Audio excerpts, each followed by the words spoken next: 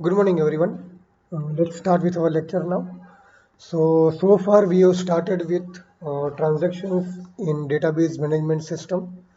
We have covered what is atomicity, what is consistency, what is isolation, what is durability.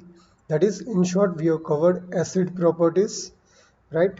Other than that, we have seen what is scheduling. So scheduling is mainly required for uh, giving a proper sequence to all the operations of our transaction so that no other operations can interfere in each other's work, right? So that is what scheduling is.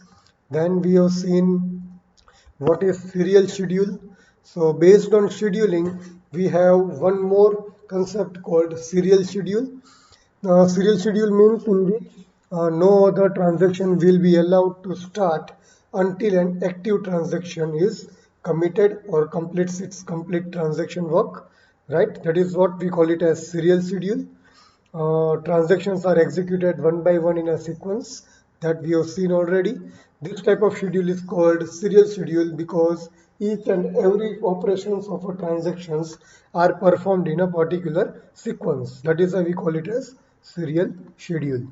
This is what the example is. Until and unless a particular transaction commits its work, the other transaction would not be able to start. So this is what serial schedule is, right? Then we have seen interlude schedule. That means other transaction starts before an active transaction commits. Before the active transaction commits its work, the other transaction starts its work. So it will try to interfere in others transaction task. That is what interlude schedule is. Right, so this is what the example is. Before this particular transaction commits, this transaction is starting, and but this one has already committed, so it is allowed to start its work. So it is possible in two different ways. Either a transaction is committing or a transaction is not committing. The other transaction will start its work. So this is what interlude schedule is. Then we have seen serializability. So what is serializability? This is what we are talking about only one transaction. But serializability talks about more than one transactions working parallelly or trying to execute its operations parallelly or simultaneously. So serializability is mainly concerned with serializing or providing a proper sequence to all the operations of all the transactions, right? So serializability is mainly concerned with providing a proper sequence to all the operations of all the transactions working parallelly, right? So this is what the concept of serializability is. So we have seen this, that if a schedule is serializable, we can say that it is in a proper serial or a sequence.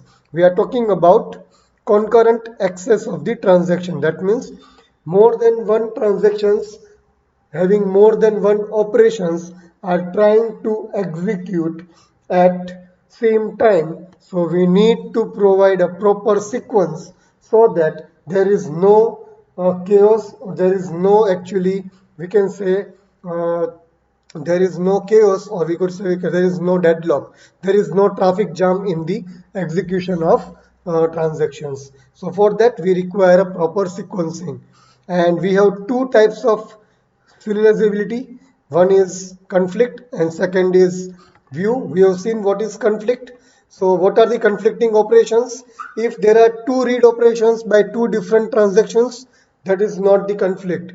But any of the transaction is having write operation on the same data item, then we call it as conflict. That we have seen yesterday. You can see on the same data item T, each of the transactions wants to write or read. So on each data item, on the same data item, if there are two read operations, there is no conflicts.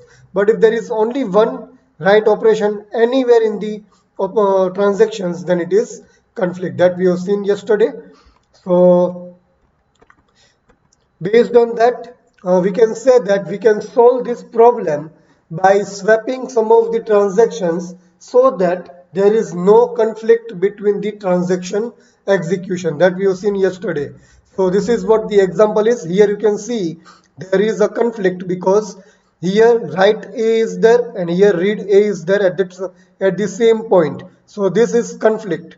And again here write B is there and here read B is there. So again there is two different operations on same data items, right, at the same time. So this is what the conflict is. So we need to solve this conflict and make these transactions as serialized transaction. So for that what we did, we just swapped these two particular operations, and then we said that now it is not conflicting. So here write A is there, here read B is there, so there is no conflict. We can say here again write A is there, here read B is there, so again there is no conflict because each of these operations or transactions are reading different data items.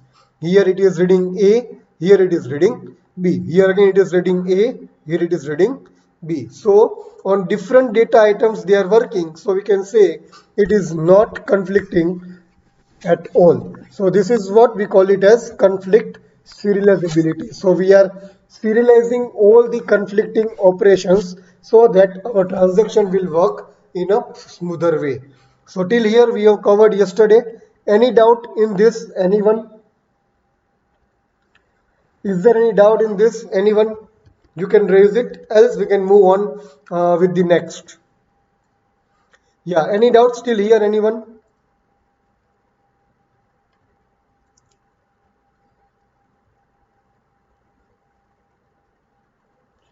Yeah, anyone? Any doubts?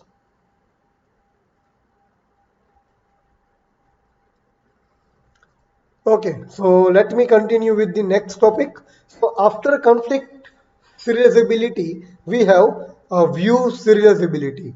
So that is the other part of serializability, or we can say serialized schedules, right? So what is view? Let there be two schedules with the same set of transactions. So there are two schedules and each of them are having same number of transactions. Both the schedules are said to be view serialized if the following three conditions are satisfied. So if we want to say that both the schedules are serialized or view serialized if the following conditions are satisfied. The first one is initial read, second one is initial update read, or we can say updated read, and third one is final write. So what this view serialize wants to say is that there are two schedules, each schedule are having same number of transactions. Then if we want to say that both the schedules are view serialized, then these three conditions must be satisfied. That means initial read, then updated read, and final write. So these three must be actually satisfied, right? So let us see what each of them wants to say. So let us see what is initial read. So let us say in schedule R1, if transaction T1 reads the initial value of T, then in schedule R2 also transaction T1 should read the value of T. So T is the data item, we can say, right? T is here the data item that is to be accessed. There is one schedule called R1, other schedule called R2. And what it says, if in R1 schedule, if T1 transaction reads the data item T, then in schedule R2 also T1 transaction only should read the data item T. So this is what the rule of initial read is. That if in any schedule 1 let us say, then if there is one transaction T1 which is actually reading data item T, then in schedule 2 also transaction 1 only should read the data item T. So that is what the rule of initial read is.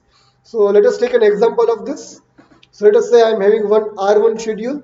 It is having two transactions. T1 transaction is reading T and T2 transaction is writing T, right? Let us take one more R2. In R2 we have T1 transactions writing on T and T2 transaction reading on T. Okay, and in R3 we have one more schedule in which T1 is reading T and T2 is reading T. So these are the three different schedules. Each schedule is having same number of transactions T1 and T2. Right? Now we have to apply this rule. What is the rule? In if in R1, that is in this R1, if T1 is reading the initial value of T, so here T1 is reading the initial value of T, so T1 is reading, right? So what it says, all the other schedules, that is R2 and R3, in both these schedules, T1 must read the value of T. What it says, in R2 and R3 also, T1 should read the value of T. But you can see here, in R2, T1 is not reading the value of T, but T2 is reading the value of T. And in R3, T1 is reading the value of T as well as T2 is also reading the value of T. So what two different schedules we can call it as view serialized? Which two schedules we can call it as view serialized or initial read satisfying conditions? Which two transactions satisfy the condition of initial read? That is what I want to know. This is the condition, and these are the three different examples, so three different schedules. Which two schedules satisfy the condition of initial read? Anyone? The condition is, if in R1 T1 reads T, then in all the other schedules T1 should read the T. No other than T1 should read the T, or at least T1 should read the T. So which two transactions or which two schedules are satisfying this condition initial read? I have got only one answer. What about others? Is it not clear? Then I can repeat again. Shall I repeat it again? Shall I repeat? Okay, I am repeating again completely. So, what I want to say here is, see, if a transaction is required to be in a view serialized format, then these three conditions are to be satisfied. And for these three conditions, there can be more than two schedules, but each schedule will have same number of transactions. So these are the two rules. Same number of transactions you can see here, and there can be more than two schedules, right? And we need to say that if this more than two schedules are said to be view serialized, then the following conditions must be satisfied. So these three conditions must be satisfied. So let us see which of these which are the three conditions or techniques: initial read, updated read, and final write. So these are the three conditions that have to be satisfied in case we want to say that all the schedules are view serialized, right? So let us see what is initial read. Initial read says that there can be n number of schedules. So if in schedule 1, right, if in schedule 1, if transaction T1 reads a particular data item T, right, if transaction T1 reads the data item T, then in all the other schedules, transaction T1 should read the data item T, right? If the first schedule, right, if in first schedule, if transaction T1 is reading a data item T, then in all other schedule, transaction T1 should read data item T. This is the rule, right? So for that, let us take an example. R1 is having two transactions T1, T2, where T1 is reading T and T2 is writing T. Then we have R2. R1 is schedule, R2 is again a schedule. R2 is having again two schedules, T1 and T2, where T1 is writing, T2 is reading. And in R3, we are having another schedule, and in that we are having two different schedules, T1 and T2, where T1 is reading and T2 is also reading. So I want to know that which of these schedules satisfy this condition. Which of these schedules, which among these three schedules satisfy this condition, that if the first schedule is reading a particular transaction or particular data item, then all the other schedules also in T1 or transaction 1 should read the first data item. So which of the two schedules satisfy this condition?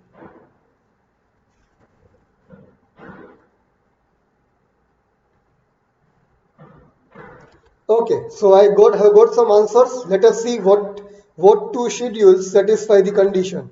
So the first one, let us say schedule R1 and R2 are not view equivalent. That means they are not view serialized because initial read operation in R1 is done by T1 and in R2 is done by T2. So you can see here read is done by T1 and here read is done by T2. So these are not view serialized because the condition says that T1 should read in R2, right? And then next, schedule R1 and R3 are said to be view equivalent because initial read operation is done by T1 in R1 and in R3 it is done by again T1. So you can see here T1 in R1 and again T1 in R3. So both these can be said as view serialized. Now is this clear, everyone?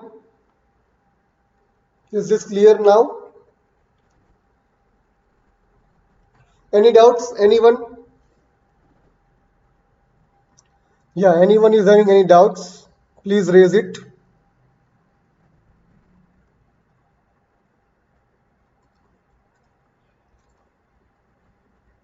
Fine. So let's move ahead.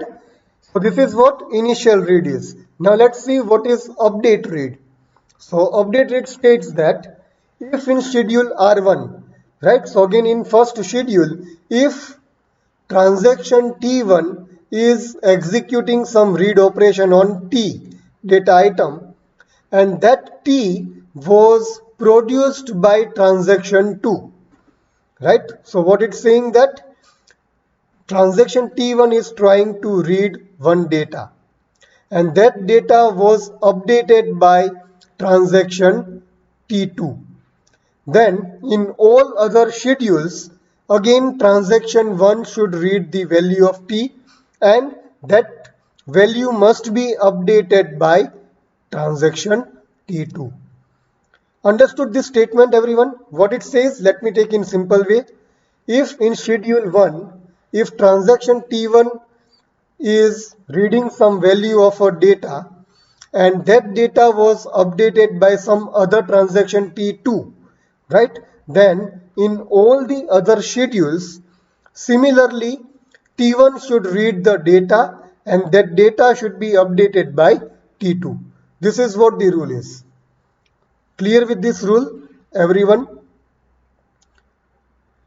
T1 is reading and that data is updated by T2. That is what the rule should be applied in all the schedules. That T1 must read and that read must be updated by T2. So is this clear with the rule, everyone? Is this clear? Okay, Parth. Again I am repeating. See what it says in schedule R1. That is the first schedule. Transaction T1 is accessing some data item T. So this is access, we can say. Right? We can say this is accessing. But this data item must be updated by T2. This data item must be updated by T2. Let me take a simple example that if there is one schedule and you are trying to access your bank account, but what it says, the bank account can only be accessed if some other person of your account has updated some that particular data, right? Then and then you can access the particular data of your account. If someone has made change in your account, then and then only you can change or you can read a particular balance of your account. So this is what it says, that if some other person has changed, some other transaction has changed that particular value, then and then you can read this particular data. So on other terms, we can say if this is reading this particular data, then that data must be changed by some other transaction, and that transaction is T2. That transaction is T2. So T1 is executing read on T, and T is updated by T2 in R1. So if this is done, then in all other schedules also T1 must read the value of T, and that value must be changed by T2 only. Now is this clear? You just remember that whatever value we are reading, that value must be updated or changed by some other transaction T2 in all the transactions, in all the schedules. Now is it clear? So let us take the two examples, R1 and R2. We are having T1, T2, T3, T1, T2, T3. So both the schedules are having same number of transactions. So you can see here write A and read A. So which transaction is reading? Which transaction is reading? Anyone? T3 is reading, right? So T3 is reading in both of them. Yes, T3 is reading in both of them. So does this satisfy the condition given above? This condition. Does this satisfy the above condition? Just give me the answer.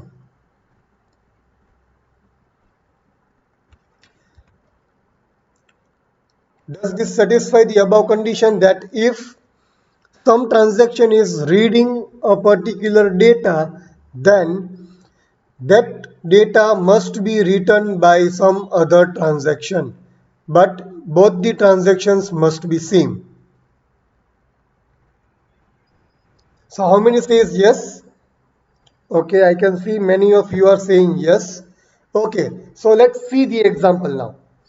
See here, everyone, focus here on the diagram. I am removing all the things. So this is my R1, schedule 1 and schedule 2. We can say that T3 is reading the data in both of them. Right? So T3 is reading the data in both of them. So okay, we can call that that it is satisfying some part of update read.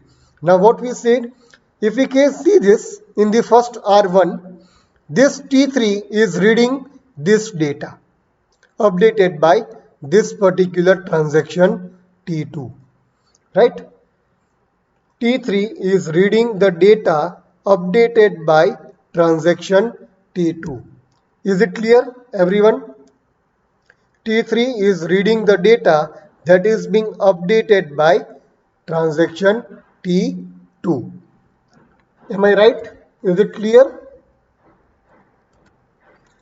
Now let us take this example in R2.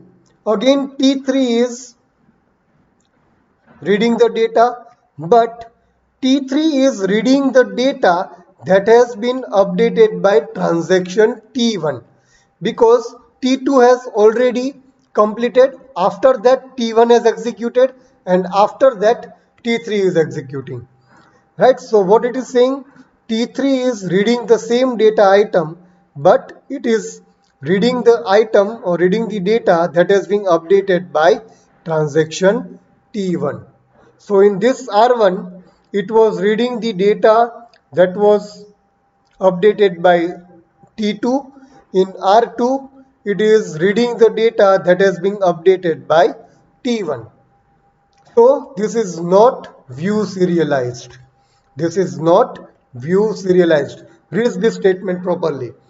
Schedules R1 and R2 are not view equivalent because in R1, T3 reads the data item updated by T2. This we have said. And in R2, T3 reads the data item updated by T1 because this is the transaction that has been executed after this transaction has been done. See, again I am repeating this thing. See, in R1, what is the sequence? T1 is first because it is at the top. So this will execute first, then this will execute second, and then this will execute 3. So this particular T3 is reading some data item that has been updated by this one, right? But in R2, which one is executing first? This one, because it is at the top. Then this one is executing, so second number is this, and then this one is executing, that is third one. So we can say that again T3 is reading, but it is reading the data of transaction T1. It is not reading the data of transaction T2. So this cannot be view equivalent. This cannot be view equivalent. Now is it clear? We have seen the sequencing, and based on the sequence we can say that both of them are not equivalent. Is this clear now, everyone? Is it clear or any doubts? You can raise any doubts if you want. Any doubts? Any repetition required? Then tell me right now.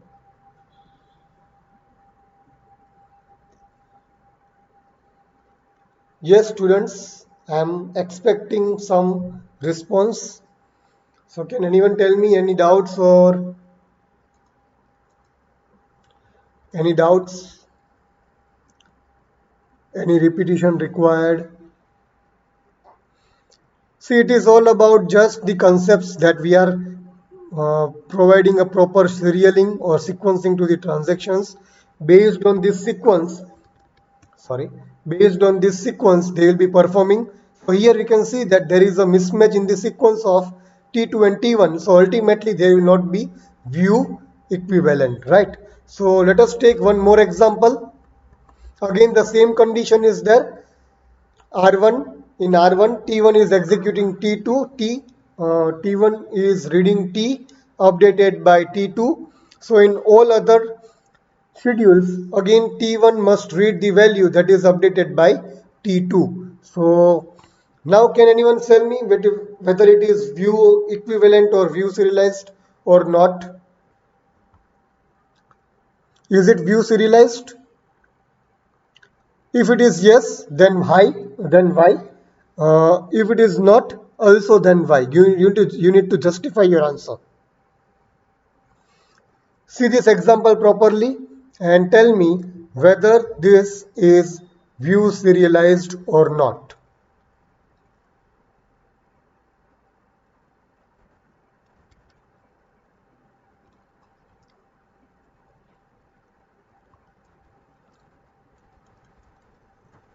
So please look at these particular two different schedules and tell me whether it is view serialized or not, whether it is fulfilling this particular condition or not, in which one transaction is reading a particular data and that data has been updated by the same transactions. The same transactions are reading the data and that data is updated by the same transaction in both the schedules. This is what you have to follow. Same transactions are reading and same transactions have updated the data at the last. So is it view serialized? Yes or no?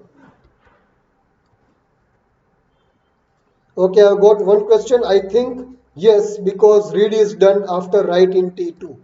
Okay. Still others? Oh, let us see how whether it is view serialized or not. Let us take the example of T1, this R1 first. In R1, this read will be executed first. Then this T2, T1 write will be executed next, right? Then T2 write is going to get executed next. So this is 3, and then T3 read will be executed next. So this is the sequence: read A of T2, write A of T1, write A of T2 and then read A of T3. So is this clear? This part is clear, everyone? Yes or no? The sequencing of transactions. Is this clear? Is this clear, guys? The first part, what I have taught. Okay. Now let us take the same thing. R2. Here, T2 read A will be executed first, right? Then write A of T2 again will be executed next. Then read A of T3 will be executed next. And then write A of T1 will be executed next. So this is the sequencing. Now let us compare where is the read operation. Here is the read operation. But we don't require this because T1 is right. There is nothing to be written before this particular read has been done. So there is no write operation before this read. So we are not going to accept or consider this. So let us see where is the other read one. So this is the read A. Now this particular read sequencing is 4. So let us check which is the sequence 3.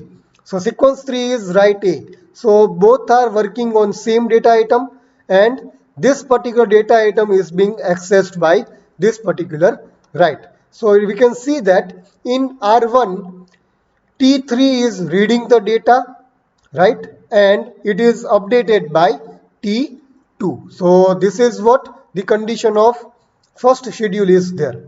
Now let us take for the R2. Again, let us take our read A of T2. There is no data that is being written by T1. So we are not going to consider this. Let us take read A. So again, similarly to R1, T3 is reading this data, right? So we need to find which of the transaction has wrote the data previously.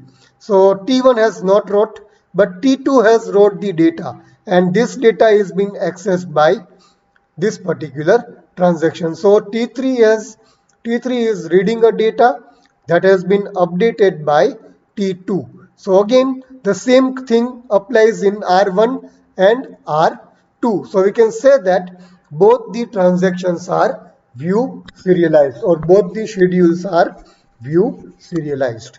Right? So we can say that T3 is reading or data A that is being updated by T2, and again here you can say T3 is reading the data item A that has been updated by T2 transaction.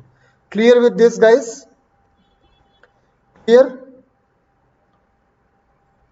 So read this statement properly.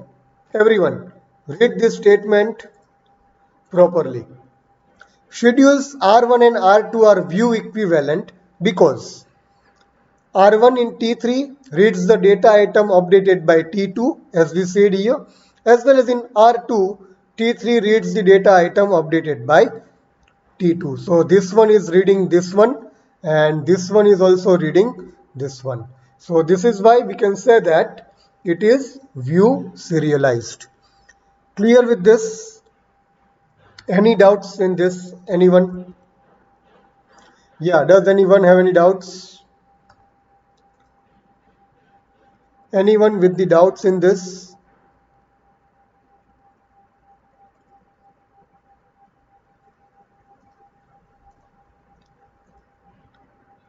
Any doubts, students? Yes or no?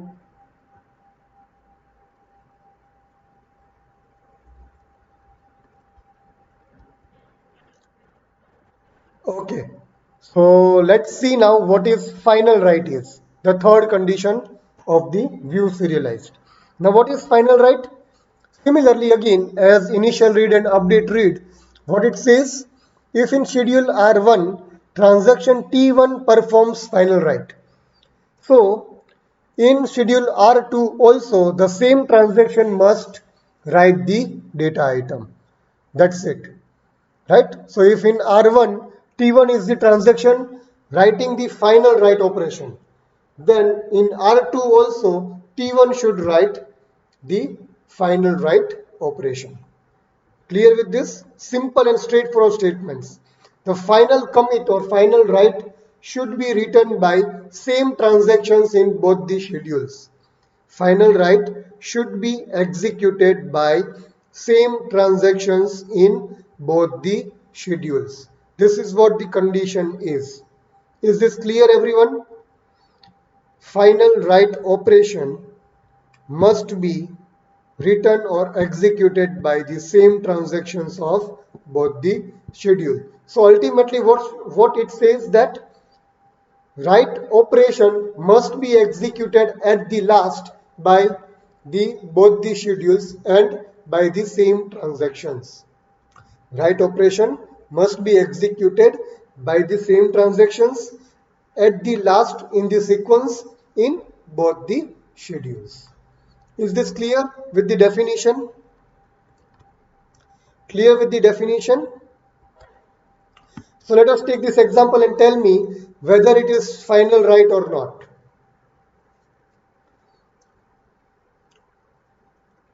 Watch properly both the schedules R1 and R2 and tell whether both the schedules are view serialized or not. That means in both the schedules, write operations has been written at the end, at the last, and by the same transaction. Check it out and tell me.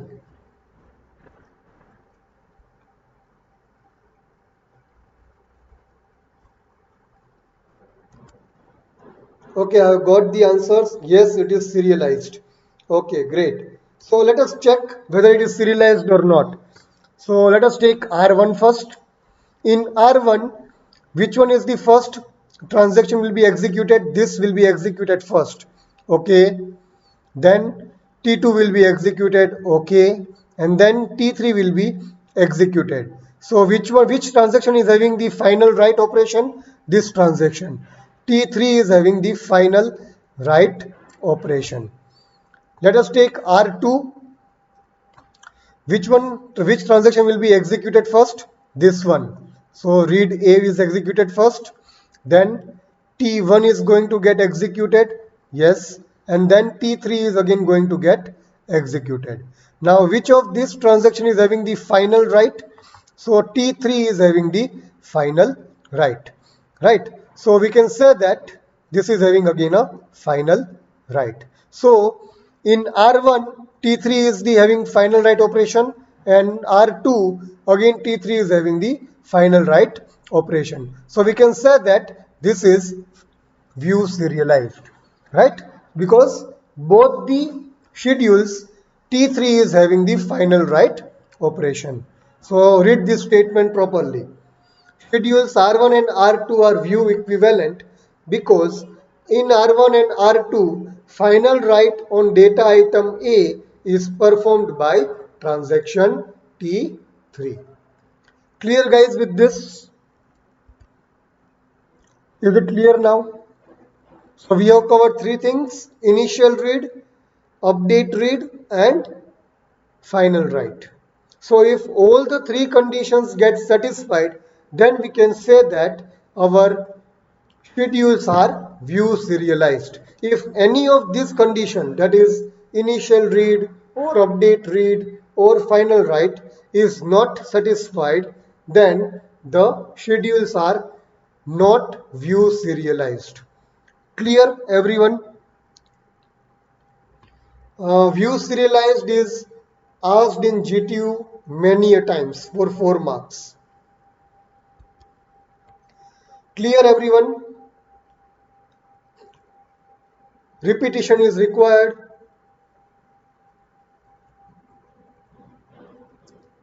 Anyone? Any doubts?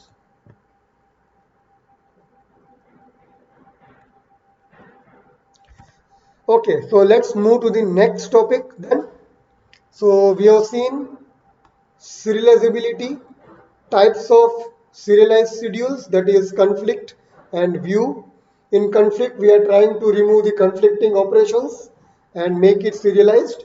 In view, we are just checking three conditions: initial read, updated read, and final write. Okay, so let's go to the next topic. The next is two-phase commit protocol. So what this is? Again, this is 3 marks important question for GTU. So two-phase commit protocol. So it means that whenever a transaction is being executed and when it is about to complete or it has completed all its operations, then this protocol comes into existence. Again, I am repeating, whenever a transaction is about to complete or it has completed, the transaction has completed all its operations, then this protocol comes into existence. So the protocol name is two-phase commit. So what actually it is? Let's see. Two-phase commit protocol ensures that all the participating nodes perform the same task of transaction. That is okay. So all the nodes that are participating in the transaction will be performing same task. That is irrelevant. We are not going to bother about that particular term. But let's see. It is required to make sure that either all the databases are updated or no databases are updated. What does this mean? Let us take a simple example. If I am transferring some amount from account A to account B, and let us say on transferring this particular amount there will be some changes in 3 to 4 different tables. There will be some changes in 3 to 4 tables on successful completion of transaction. Then what it says, what it ensures, either all the tables will be updated or no tables will be updated. So either all the operations will be completed successfully and all the changes will be reflected to all the tables, or if there is some error, then it will not update any tables. It will not make any changes in any tables. So that is why two-phase commit protocol is used to maintain the database consistency. If the transaction is successful, sorry, if the transaction is successful, then all the tables related to that transaction are updated. If the transaction is not successful, then none of the tables related to transaction will be updated. Clear with this term, everyone? It is making sure atomicity. Either, yeah, it is similar to atomicity. Either all the tables will be reflected with the changes or none of the tables will be reflected with the changes.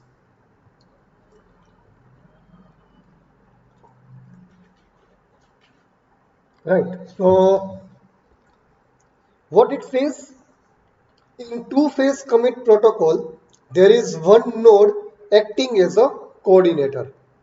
So there will be one controlling node in a two-phase commit protocol, and all the other tables or databases or all of them we can call it as cohorts or participants or slave. So coordinator task will be to coordinate the complete transaction, and participants have to obey all the instructions given by the coordinator. Right? So similarly in your class, let us say Parth is the coordinator. So whatever information he is going to give you, you are going to follow that instructions, right? So because the information will be given by the faculty. So coordinator will be coordinating with all the members of the transaction, right? So let's see in the diagrammatically how we can manage all these things. So it has two different phases, prepare phase and commit phase, commit or abort phase. So let's see what is all these things. So you can see from this diagram, this is a coordinator. This person is going to instruct this and this participating nodes. So we can say this is coordinator and these are slaves or participants, right? These are slaves or participants, right? So let's see what it does. So I have taken one simple example on the right hand side. You can say that all four will be obeying the same thing, but I have taken only one on one here, right? So let's say once all the operations of transactions are completed, then coordinator will send a request to prepare. That means a request to prepare or request to be prepared to commit the transaction. A request to prepare for committing a transaction. A request for committing a transaction. So this is what has been given by the coordinator to all its participants, right? So see here, this request has been sent to all the participants here, here, here, and here. So what it says, be ready to commit the transaction now, because we have performed all its operations successfully. Be ready to commit the transaction as all the operations are com- uh, uh, all the operations are executed successfully, right? So this is the first phase. Then in the next phase, we can say all the participants will be providing the response that yes, we are ready or we are prepared for committing the transaction. What it says, all the participants or all the slaves will be giving back the message to the coordinator that yes, we are ready or we are prepared for committing the transaction. So this is the second part, right? So these all participants respond back to the coordinator with a prepare message that yes, we are ready for commit. Now, in the next step, what it will do? Any guesses? In the next step, again coordinator will send a commit or abort message. What it says? It is sending a commit or abort message to all the participants. So it will say all the participants either will have to commit or will give the abort message, right? So this controller or coordinator is sending the commit or abort message. Now if all the participants wants to commit, then they will send back the commit message or acknowledgement of commit message to the coordinator. That means yes, we have completed the commit part, right? So let us take very quick revision of this. See, in this phase here on the right hand side, you can see coordinator is going to send a message to all the participants that be ready for committing the transaction. Once all these participants get this message, they will respond back to the particular coordinator that yes, we are ready for committing. Okay, then once this message is received by this coordinator, it will again send one message called commit transaction to all the participants, right? And then all the participants have to commit the transaction, and at last they have to send the acknowledgement back to the coordinator that yes, we have committed the transaction. So first phase is providing the request and getting the response. The second phase is you are actually giving the command to commit the transaction, and you are getting the acknowledgement from the participants that yes, the transaction is committed. So you can say this one, this one is called prepare phase, and this one will be known as commit phase, right? Wherever you are committing the transaction, that is what we call it as commit phase, and wherever you are giving the request of committing the transaction, we can call it as prepare phase. Clear with this, everyone? Coordinator and slaves are going to communicate with each other for committing the transactions. So why it is called two-phase? Because here one request is going and for that another response is coming. So this is two. There is request as well as response. Again here there is a request and there is a response. So it is two-way communication. Two-phase commit means two-way communication. Clear with this, everyone? Any doubts? Anyone in this?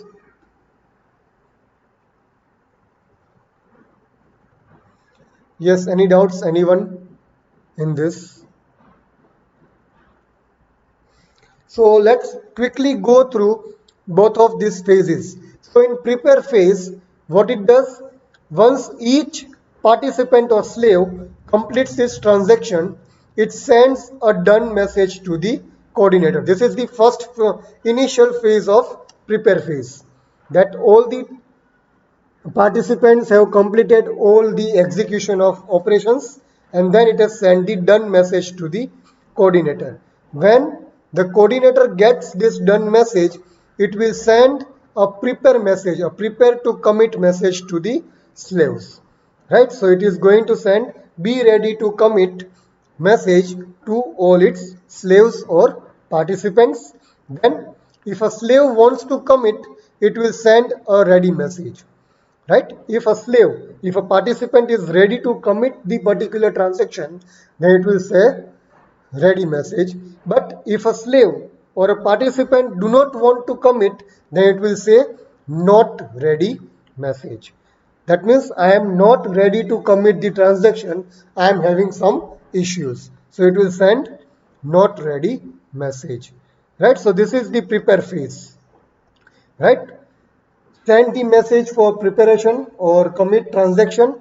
If everyone is ready, it will send back ready message. If anyone is not ready to commit the transaction, it will send not ready message. So this is prepare phase. Right? Now assume that all has sent ready message to this particular coordinator. So we go for commit part or commit phase. So coordinator receives ready message from all the participants, and then it will send a global commit message to all the participants. That means it will send a commit message to the participants saying that commit your transaction. This is the order given by the coordinator. So commit your transaction. The slave will commit this particular transaction and will send back the commit acknowledgement message back to the coordinator. So it will send back the message that yes, we have committed the transaction. So once this message is been received from all the participants, then the transaction is said to be completed or committed.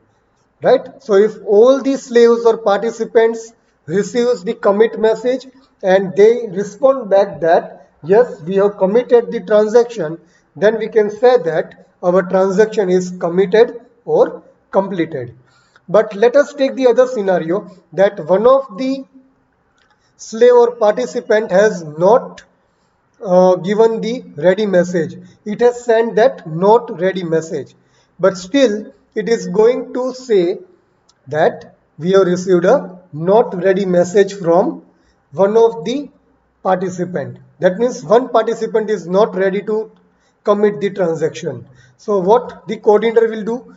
Coordinator will give the global abort message.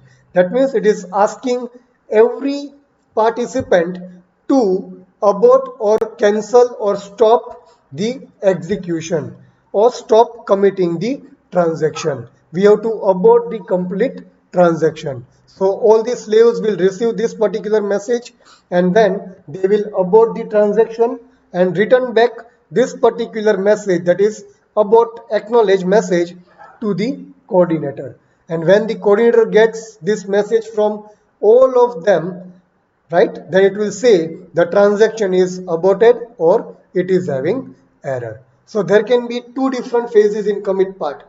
Either all the transactions are committing, then we can say the transaction is committed or completed, or all the transactions or all the participants will abort a complete transaction. We can say the transaction has been failed due to some errors. So this is what two-phase commit protocol is.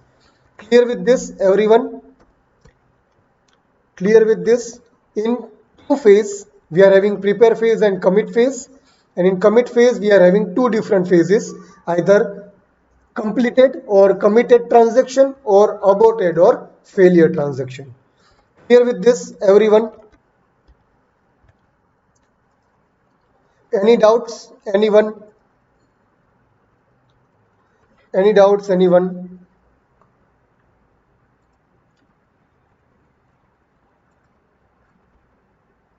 Students, any doubts?